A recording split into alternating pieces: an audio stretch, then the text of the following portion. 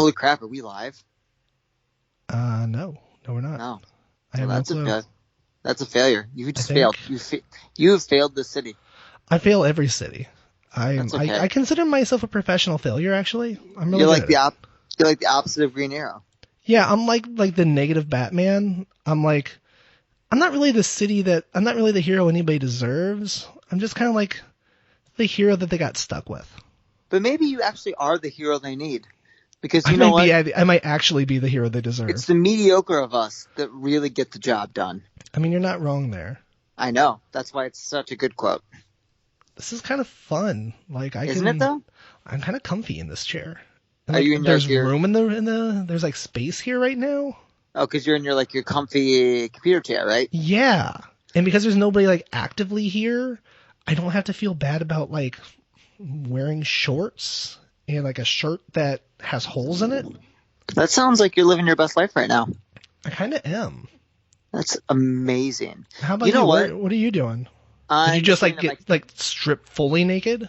No. I have a baking apron on, and I'm currently looking at my computer screen. You're the guy who actually uses the baking apron. Yeah, I don't want to get flour all over myself. Oh, that makes me so happy, Nick. I don't think I can express to you how happy I am that, because now I just have this image of you with flour, lightly. Baking apron. What's it have on it? I know. Listen, if you're gonna do it upright. Well, sure, but I'm not sure if you're doing it upright. I am. It actually looks really similar to the apron I used to use when I was waiting tables. So it brings me an odd sense of comfort, but also small sense of fear. Where when you were waiting tables at which job though? Oh, the Breslin. The fancy one. Because Sarah got me a super, super cool one. Well, hey, I don't know what kind of aprons they use. I should know because I've been there before once or something. But yeah, but when we didn't have to wear aprons. Apron thing started Yeah, you're right. Later. When you go there as a customer, you don't have to wear aprons. No, we actually for a long time didn't have to wear aprons as servers. Oh, really? Yeah, and then they switched, and then we did. Why did they switch? Things got more formal. So there was one time there where it was really laid back. It was the t-shirt and jean days, and then things got more formal at one point. Just with new management. I see. Sorry everybody, we have a Michelin star now. We have to be classy. True. Well, they had a Michelin star when I was there. Everyone was in jeans too. Okay. So it was just. I think they just wanted to change. They just wanted a little bit of a change. Our shirts were still from Uniqlo, so I mean, hey. Mm-hmm. Should we get started? Yeah, I think everything's working okay. I haven't seen anybody hey, what's happening? There's nothing working, so. Yeah, anyway. Maybe it isn't working. Did you fail? You failed the city again. I just fail everybody's city. All right. Hey, everybody. Welcome to Two Dumb Dads. I'm Chris. I'm Nick. And this is episode 46 for... Shit, we're live, so I have to say the actual date. January 18th, 2019. You're winning at this. I am so good at this. You'd think after over a year I would know how to host this thing by now. No, it's okay. You haven't driven the ship into land yet, so that in of itself is pretty impressive. I'll take it. I mean, so far nothing has crashed and burned. I think everything is still actively working, so that's a good sign. There you go. But so, hey, audience, listeners, people who like us, we're live. This is a new thing for us. We're trying it out today. Who knows if it becomes a regular thing or if this is just a one day for poops and giggles thing. But right now we're live on Twitch. And we're going to, if this works out, maybe we'll start trying to, post this out there into the world. Who knows? But for now, it's cool. Happy to have you. So today we are going to do our thing. We're going to get back to our traditional mandate of talking about parenting and, I don't know, talking really stupidly about parenting, I think. Talking dumb about smart issues, right? That's kind of what we do? Yeah, as I pick, a really complex issue to talk about post Christmas movie stuff. Yeah, I mean, last time we talked about Star Wars. We just talked over Star Wars. And today we're going to talk about, God, how did you phrase it? Talking about the gender neutral, what's the word? The gender neutral denotion on a birth certificate. I don't know what the right word is, but when you decide to label your child gender neutral as opposed to male or female. Yeah, so that should be a good conversation. It So we're is. like I said, we're gonna get back into the good stuff. But first, as always, adventures in dadding. Nick, I think I went first last week, so I'm gonna make you go first this time. Oh, that's fine. It's really, I think we're in a weird place. I say this like every week, but there's so much going on, but it's so much like things that are huge, I think, as a parent, but little in the grand scheme of things. So I'll talk about something I experienced as a dad that I thought was really cool, and I've had this happen before to me. Mm-hmm. But I find watching my son discover stuff really cool. But so the first time he did that, I just thought it was cool. I was like, oh my God, he's discovering water on a park bench and like what it feels like and what that is. I was like, oh, that's fucking cool.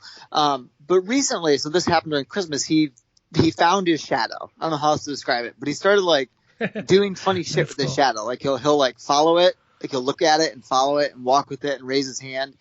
And it made me realize watching him that it's one of those things as an adult that you just don't do anymore because you don't quote unquote have time. And it made me just appreciate like that child wonderment of really simplistic things and finding things for the first time and taking notice of things. Because I had realized it's been a really long time since I like looked at my shadow. And that was it was a cool thing to like take note of, my son, my 2-year-old son discovering this thing and how just fucking mind blowing it is to him. And then for me as an adult looking at it, be like, it is pretty fucking cool how light works, the more like adult thoughts of it. But my adventures in dadding was just taking notice of my son helped me take notice of really simple things without him realizing it. It was a cool thing to remind myself that there's, with all the shit that we deal with in your busy life and you're running and days kind of smushed together, that it's important to like take a minute and appreciate all these simplistic things that you might have forgotten about as we get older. So I just thought that was a really great example of your kid teaching you something without ever realizing they're teaching you something. And I thought that was pretty cool. That is cool. That's awesome.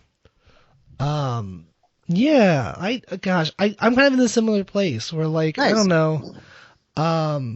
Like for me, it's kind of like an update on stuff that's been going on with Thea and like just like some of the small revelations that I'm starting to have. Yeah. Like I think I've mentioned this before on the podcast where like Thea and I are starting to have conversations now. Yeah, you mentioned that last week. Yeah, and it's really cool. We're like, she'll come home and like we'll be able to sit down for a few minutes. Like unfortunately, we're Aaron and I are still in the habit of going. Like I'll ask Thea how her day was, and then Aaron will respond because she's just not used to the idea of Thea being able to respond for herself. Yeah. But I've started noticing that if I ask more direct questions like, did you get to play today? Yes or no? She's like, yes. I'm like, well, what did you play today? And then she'll stop and she'll think about it for a little bit and she'll go, just so-and-so's birthday party. I'm like, oh, so-and-so had a birthday party today? And the answer is no. So-and-so's birthday party was what, 2 weeks ago now? Yeah. But apparently so-and-so gave out, like, thank you cards for her birthday party today. She did, because I got one. Yeah. And so, like, that's what Thea's thinking about. And so Aaron will fill in, like, the missing details now. But so we get to, like, do a little bit of like, actual conversation and, like, cool, you got to play. Oh, so-and-so hit you? Like, she told me Miles hit her yesterday. Good. She probably deserved it. She probably did. It's called revenge for pushing him off the bench when he was little. I mean, look, she's still bigger than him. Like, he has like 80 pounds on her, but she has a solid 1.5 feet. It's true. You know what's really funny with that? He's gonna be her horsey. You know that, right? Yeah, maybe. I just want her to make him. I want her to make him carry her upstairs at some point, but like piggyback style. Be like, bitch, take me up the stairs, son. Oh yeah, no. At some point, that has to happen. Do you know what's funny when you talk about that though? It's amazing to me how far Miles is from that. Like Miles can do like, 3-word sentences and he can sing songs and all of that jazz. But what is really interesting is he's not to that point yet. So if you ask him like, oh, how is this or how is that? He really doesn't have like an answer. He can answer like direct, like, do you want this? Do you want that? Sure. So it's funny that jump hasn't come, but that's got to be a cool, like when that all of a sudden happens. I saw that happen with a friend of ours kid too, where all of a sudden like we saw them, and then 2 weeks later we went back over, or 3 weeks later, and it was like a whole new world. It was like, holy shit. It was like in 3 weeks, it was like a new child, because just the cognizant, like, ability to have a conversation with there. It's really interesting to me how this all works and how quickly it happens. So the cool thing is, like, yeah, that's exactly what's happening. But on the other hand, like, the fact that she can remember things and acknowledge the connection has also started to create a problem for us. Why is that?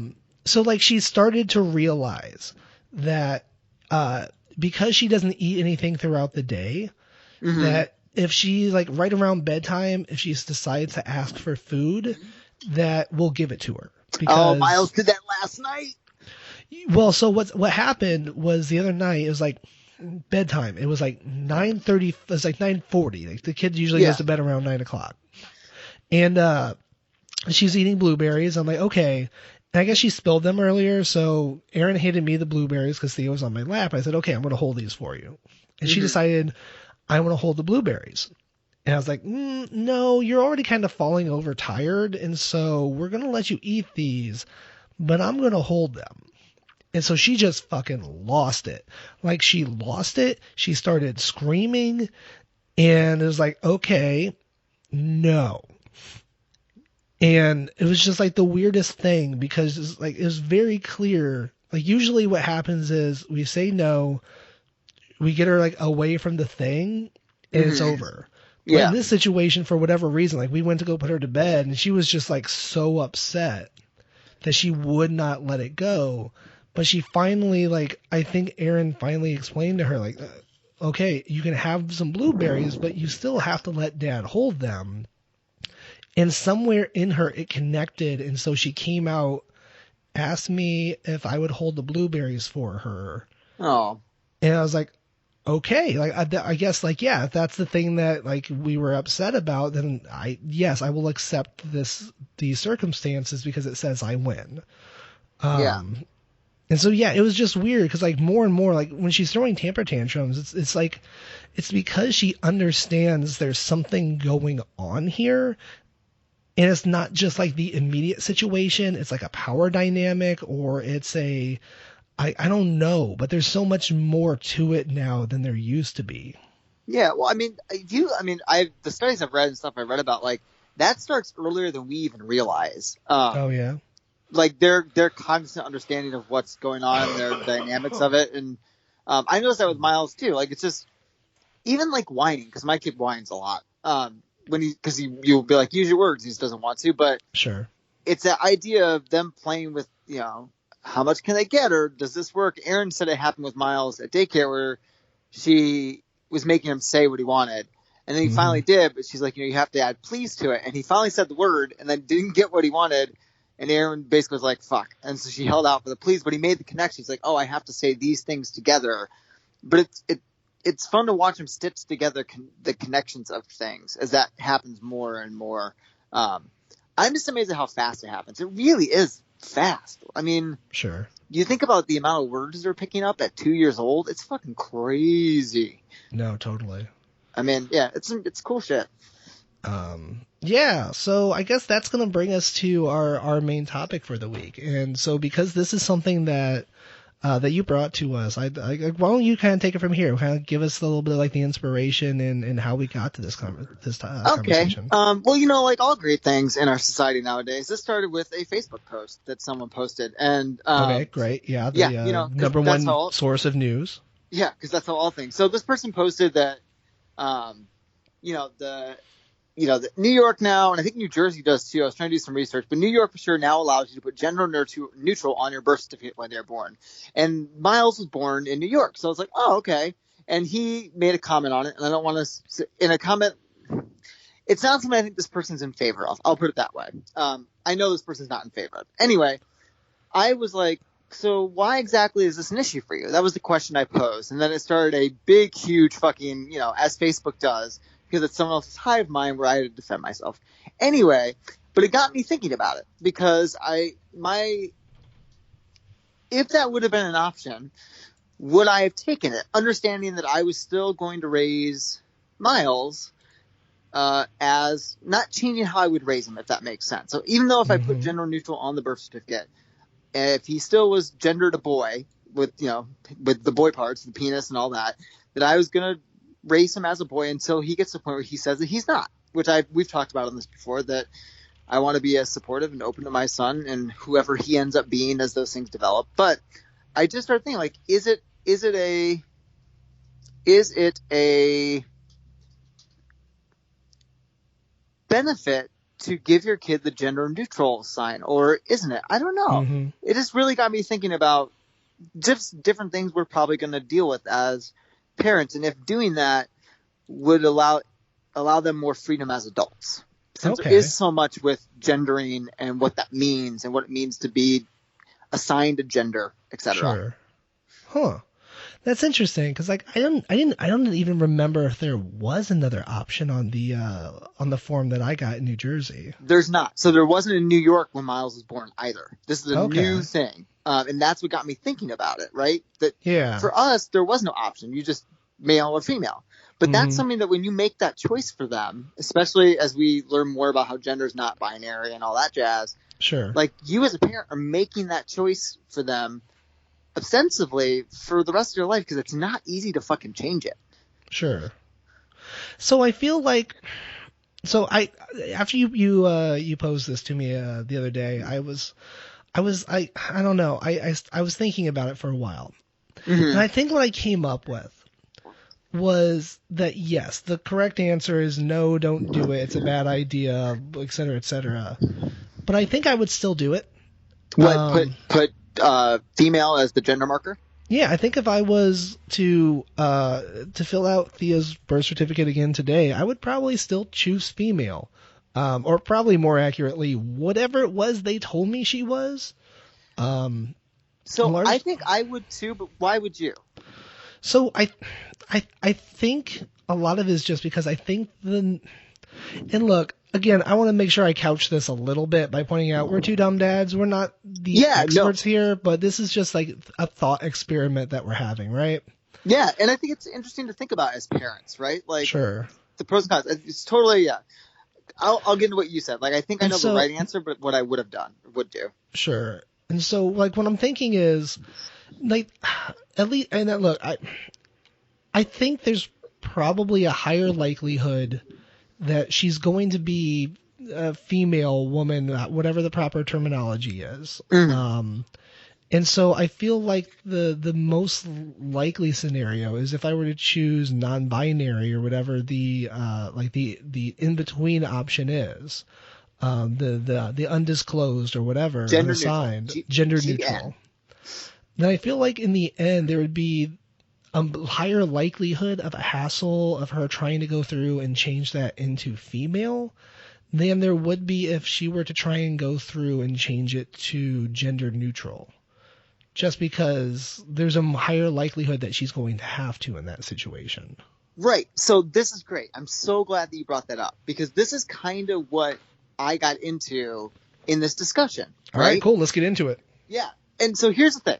Just to couch again, I would probably do the same thing that you did, but for different reasons. I think I would do it just because it's simple, right? It's, oh yeah, he's got a penis. He's a boy. Like, it's a male. Just put male on there.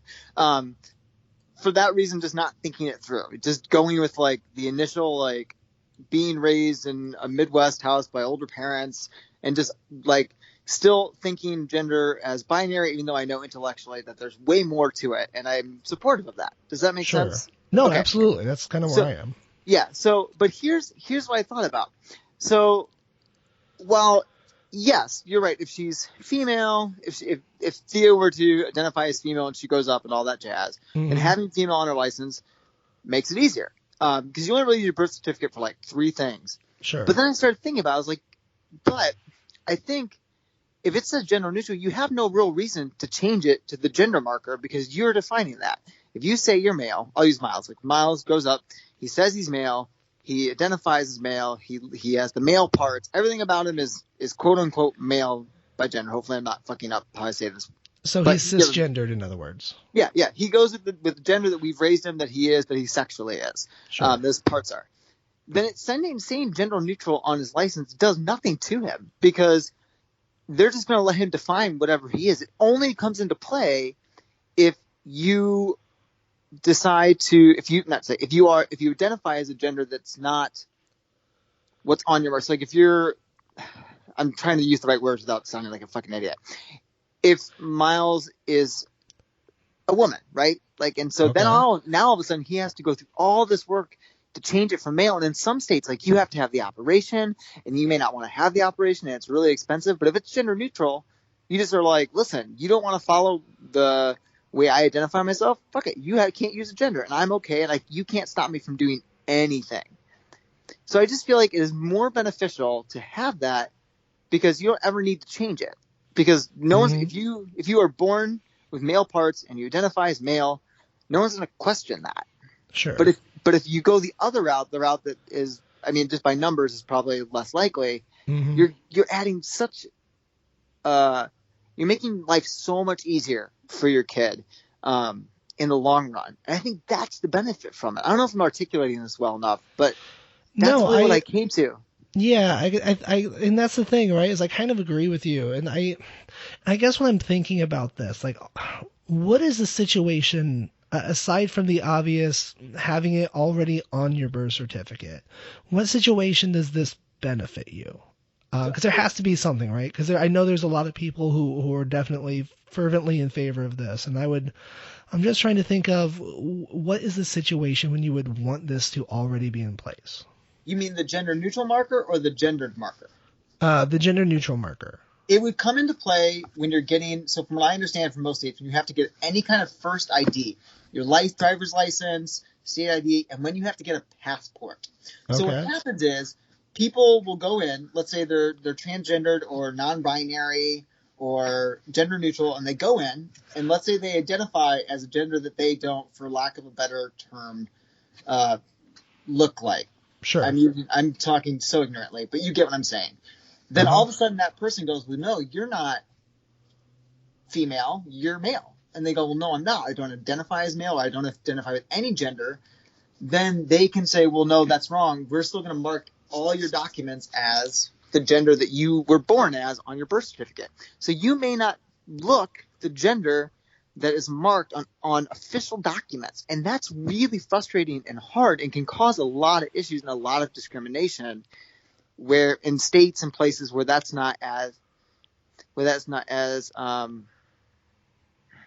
aren't as understanding.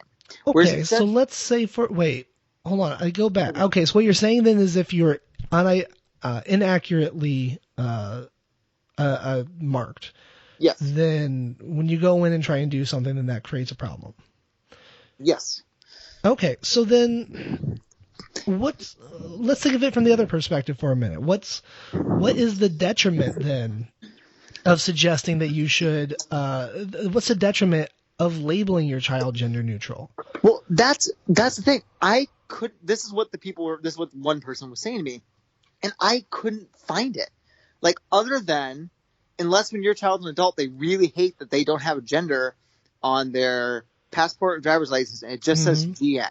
Sure. That to me, that's the biggest detriment. Everything else, because, you know, when your child goes to school, like when I would take Miles to daycare, if when Miles decides to gender himself, right, whether that's what he's going to tell people, and that's what the schools are going to respect, especially if I'm a parent and I back that up, then no one's going to see his birth certificate. So even if, you know, you read about parents who have kids that are transgendered and young, and parents respect that and they go to school, like, kids at school just know them by the gender pronoun that they say.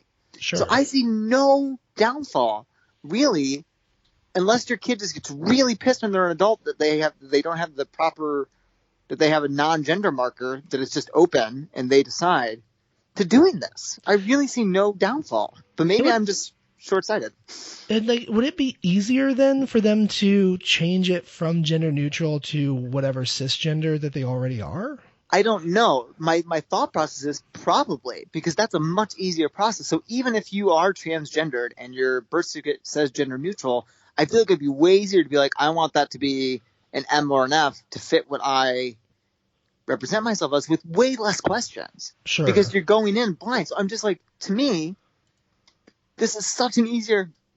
You are making, if your child ends up being non-binary or gender neutral or transgendered, you are making their life so much easier in the long run with this choice than it would be if you do the opposite and you give them a cisgender or a stereotypical gender and they're not, because God forbid you live in a state that's not progressive with this, or if it doesn't get progressive by the time our kids are older. I could not find a negative other than like a parent just being uncomfortable with it. Sure. I really can't. That's what like, but I know what you're saying.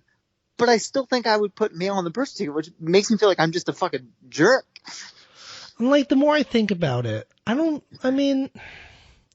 know. Like, I think today I probably would, but I think it's mostly just because I feel like when I had to eventually give this to like adults, because if like I assume there are a lot of situations. I don't actually know because Erin handles this because she's the person in charge of the school that Thea goes to. Yeah. But I assume that like eventually you have to start showing birth certificates to people. Like I know when I was a kid, if I wanted to play sports, you always had to show the birth certificate to prove what age you are. Mm-hmm. Like I'm sure there was a little bit of gender stuff there too, but most of the levels I played at, they didn't care about gender. It was all about age. Yeah. And so I suppose in that situation, for me, it would be a little bit of like, okay, I'm a little embarrassed to show that like I'm this liberal who put down gender neutral. But at the same time, like, I don't know, I don't have I'm not ashamed of like waving the liberal flag or anything. No. And again, that's, to me, I totally hear you. But that's on us. Like, that's us being embarrassed for something that could possibly benefit your child in the long run. Right. And so, like, because again, you're the one showing them. So your kid, I made the point that I didn't even really see my birth certificate until I was like in my 20s. Because the thing that I found amazing, and this sounds so silly when I say it, is like I saw my birth certificate and I was like, oh shit, they changed.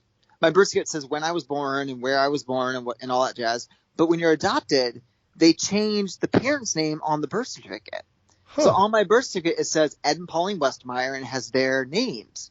And I'm Okay. sure they do that because if it's a closed adoption, you know, then you don't want to give away that information to someone who looks at the birth certificate.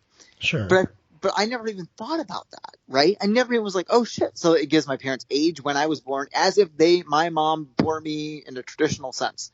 Huh. So, but my point was, and I made this point in this conversation. Wait, not to get off topic, but you were a closed adoption?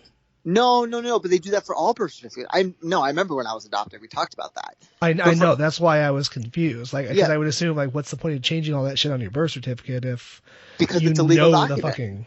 Well, sure, that's why I was confused. So they probably do it across the board so that there's a legal representation of Ed and Pauline Westmeyer being my parents and raising me, but also because you don't want to have one birth certificate be one way for closed adoptions, one for OPED. You just do it, right? You just change it. And so, but it struck me that my point was I hadn't looked at my birth certificate, right? It wasn't a document that I was like, oh, this is my birth certificate and blah, blah, blah, blah, blah. So even if you do that for your kid, like you're the one dealing with all that. And so who gives a fuck? Like they might find out when they're older. And by that point, like they've already gendered themselves and you can just have that conversation or have that conversation early and be like, listen, I did this for this reason and it doesn't, you are however you represent yourself. Sure. I just really can't find, other than like your own, like you said, your own liberal, like wave your liberal flag, your own, like I did this thing, this super progressive thing. If that's on a parent, that's not the kid. Like I don't see a downfall for a kid to do that other than at like 16, maybe their license says gender neutral and maybe they take some shit for that. But like you take shit for anything when you're a kid. Like, pick something. You know what I mean? Like, okay, your buddy gives you shit for GN on your license. Your buddy's also going to give you shit for like your big toe being a half inch smaller than his big toe. I really can't find the downfall in it. Mm-hmm. But it was amazing how fervently people argued this, like that it was like this awful thing that you would do to your kid. I mean, I can't see a good reason not to. I don't know. I don't think, like, in retrospect, I don't know. Like, I honestly probably still would, just because I would, like, I don't know. I'm one of those people who just always seem to default to whatever the norm is, right? It's like, I don't want to make my daughter the outlier. Like, if she chooses to be the outlier, so be it. But I would rather not be the one to push that upon her. Right. Which is funny, because then if your daughter or my son, it's so funny how this goes around. But then if your daughter or your son is not the gender marker you give them, you did just push that gender marker on them. Sure. Isn't that crazy? Like, it's just because you're right. It's a hard question, man. That's why I wanted to talk about it, because it's like, it blows my fucking mind. It's like, I feel like, I don't know. Like, I feel like it's almost like craps in some ways. Like, if you roll 7, like, you're going, like, the most common number to come up is going to be 7. The house will always win. Numerically, that is a game where the house always wins. And so I feel like if I'm the house and I want to win, I'm going to put my money on assigning the gender that is most likely to be determined, because, like, if this is a decision that we're saying is very probable to cause a problem, then it's like, all right, I'm going to do the same thing I would do with, like, vaccines and anything else. Like, you're right, you may not get this disease. Ooh, that's a terrible fucking connection. Yeah. This is going down a terrible road. So I'm gonna jump in and try to save you a little bit. But yeah, please, shit. I think by doing that, I understand what you're saying. Like, you pick a gender marker because more likely than not, they will probably gender with what their sexual organ is, and also how you raise them, right? So we're raising Miles as a boy, and even if he was labeled gender neutral, we're still going to raise him as if he's a boy until he tells us otherwise. And I think that's fine. I don't think there's any problem with that, right? Sure. But it is so much harder on something. If you go read about trans people's issues, it is so much harder to fight the gendered marker if you don't identify with it. That I think the crapshoot, you're causing it. Like, what are you doing to your kids? Like, you could have saved me all this fucking problems, but, like, you didn't want, like, you were worried about it. Like, you went with the norm. I just, like, in my head, I'm just like, man, that's a hard conversation to have with them, to be like, well, it was the parts you had, and that's how we were going to raise you. And they're like, great, well, now I can't ever have my license labeled correctly unless I go have fucking surgery. And that is that really what it takes? For a lot of places, yeah. Like, some places will not reassign your gender marker unless you have had a surgery. And for trans people, some trans people just don't want to have the fucking surgery, let alone it's really expensive. Sometimes it's just having, like, yeah, I mean, you go and you follow this. And I have a friend who is transitioning and chronicling it as it happens. So it's really on my mind a lot to read their chronicling of it, because they're a writer. And it's something that they deal with a lot. They talk about how hard it is, and, you know, that she carries a gender marker. See, I just fucked up there. She carries a gender marker that's not who she is. And that's really rough.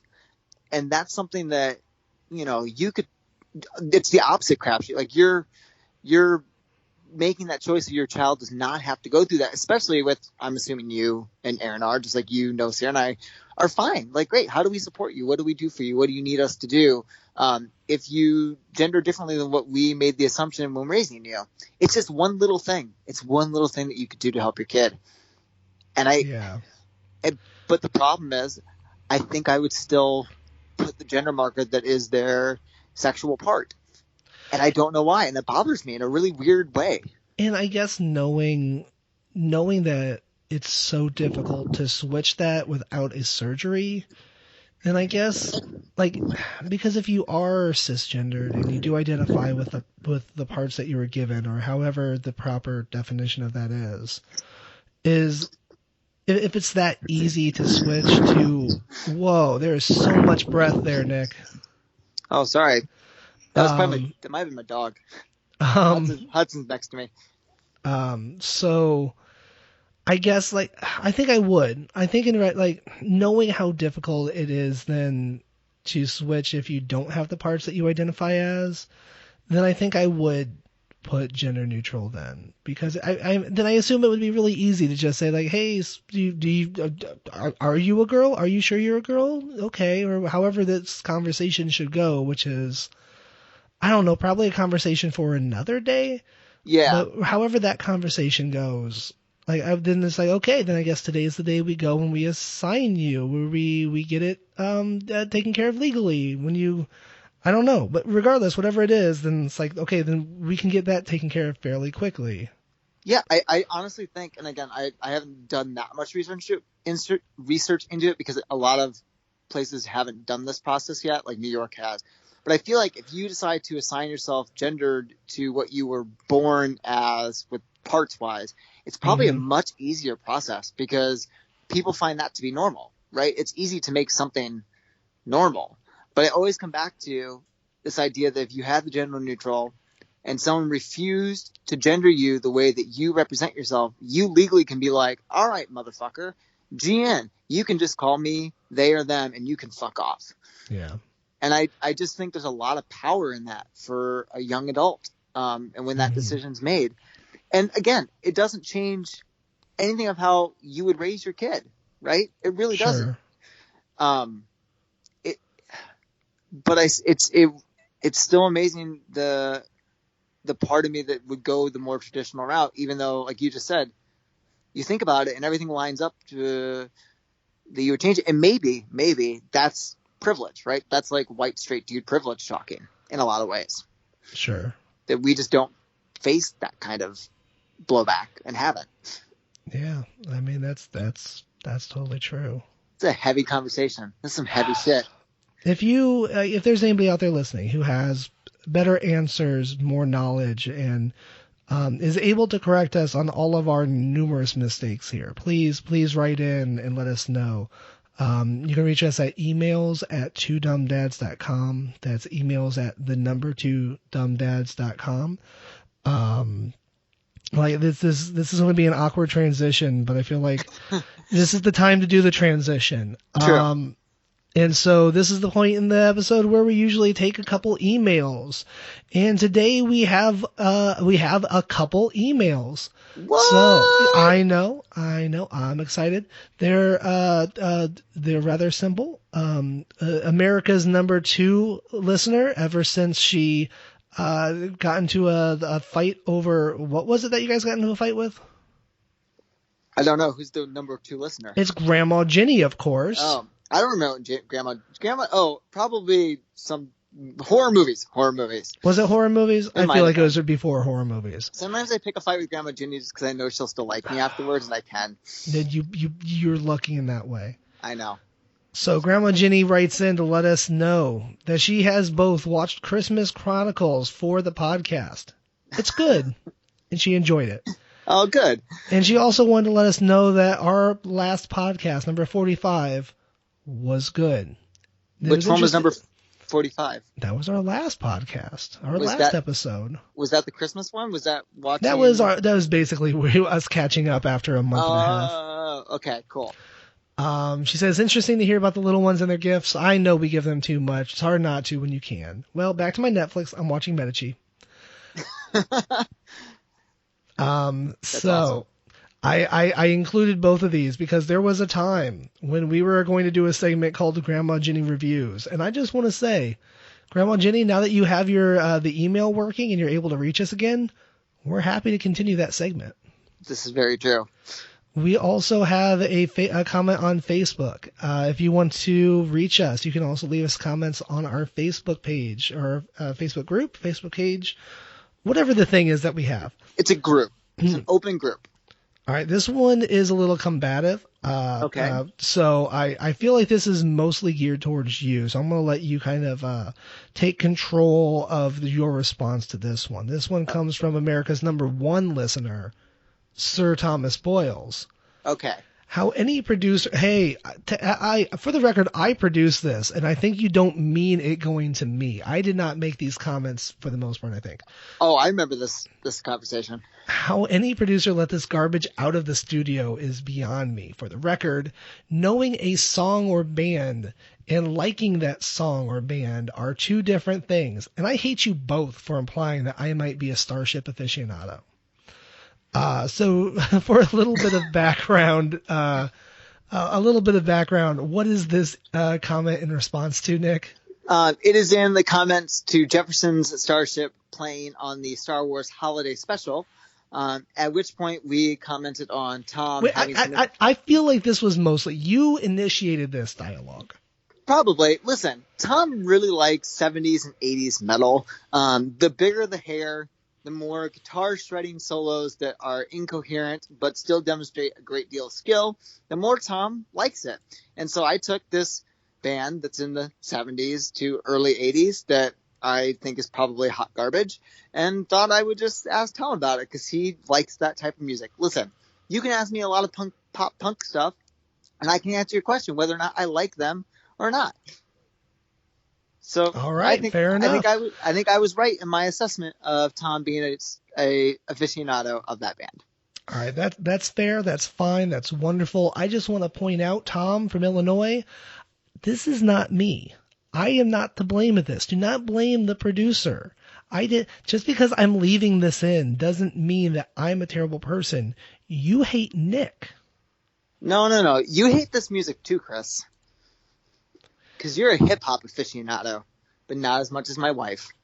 So if you would like to complain some more about Nick's terrible ability to upset our listeners, you can reach us at emails@twodumbdads.com. That's emails at the number 2dumbdads.com. Come at me, biatches! That said, we're going to go ahead and move into recommendations. This is the part of the show where we recommend, I don't know, something. Nick, do you have anything? Stuff. I do. So I watched it would be a young adult movie, I guess, but more of not a young adult movie. I watched When a Monster Calls. Huh. It's a newer movie. Came out like 2 years ago. It has Liam Neeson plays the monster. And also it has the woman who's in Rogue One, who's in the Ruth Bader Ginsburg movie, who looks kind of like my wife a little bit. That's awkward. She does. Anyway, it is a breathtakingly beautiful movie. It is really sad. You should just know that going in that like it's a sad movie, but it's fucking great. And just visually, it is very cool how they did this monster, which is this giant tree essentially. Great movie. I really recommend it. It's a get your heartstring movie, but fantastically done. I think it's a great movie to share with your like 10, 11-year-old kid probably, because it deals with a lot of adult things that kids deal with, but in a beautiful way. It was a great movie. It's supposed to be a really good book too. Cool. Yeah. So I'm going to recommend, actually I'm also going to recommend a TV thing.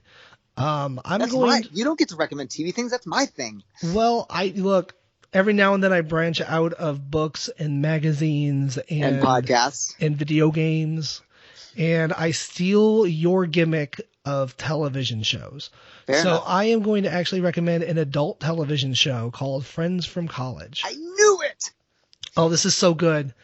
I saw the first season back when it first came out, and it seems like this thing came out forever ago, right? Yeah, 2017. It did. It's been a big gap between seasons. Yeah, I thought it felt like that. I'm assuming it's because it has such a star-studded cast that they were doing other things. I think it is. It's kind of like some of the Marvel superhero shows too, where they just took a long time. So this show stars, I don't know how to say who it stars, so I'm just going to name all of the people it stars. It has Keegan-Michael Key, it has Fred Savage, it has Kobe Smulders, it has Billy Eichner, it has Annie Parise and Jae Soo Park, and Nat Faxon, who I don't actually know anything about him. You just say it like you know it. Say it like you know it. See, I know it. It's Nat Faxon. And Greg Gurman, who is an incredibly recognizable person, even if you don't know the name. I think arguably the thing I keep thinking of him from lately is that terrible TV show Once Upon a Time. He played the devil. No, not the devil. What's the demons? Hades. He played Hades. Was David Cromwell tonight? Because he's in everything. I don't know, probably.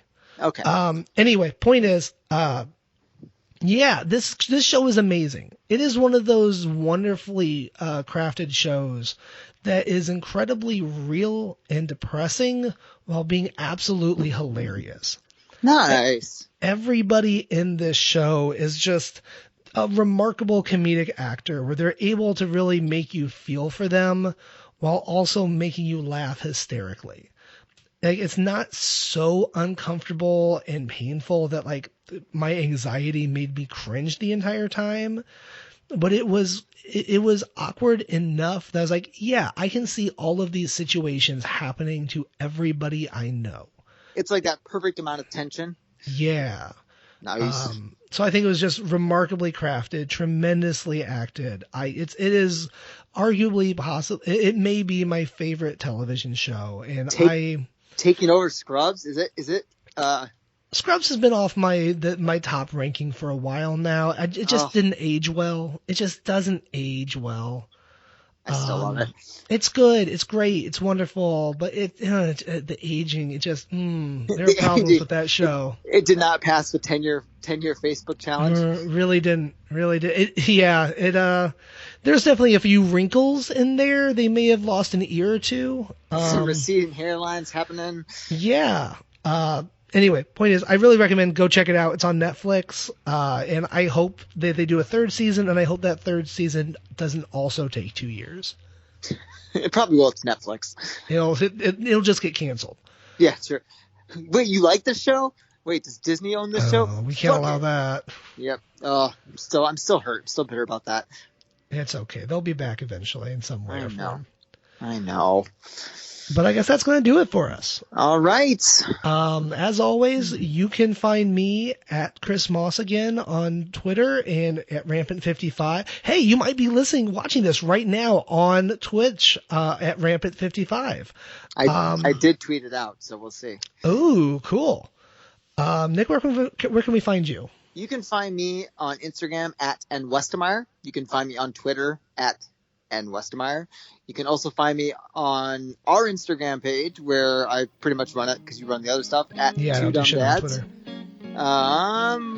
You can find us on Facebook and our Facebook group. You can find us on our website, twodumbdads.com. And of course, until next time, be well.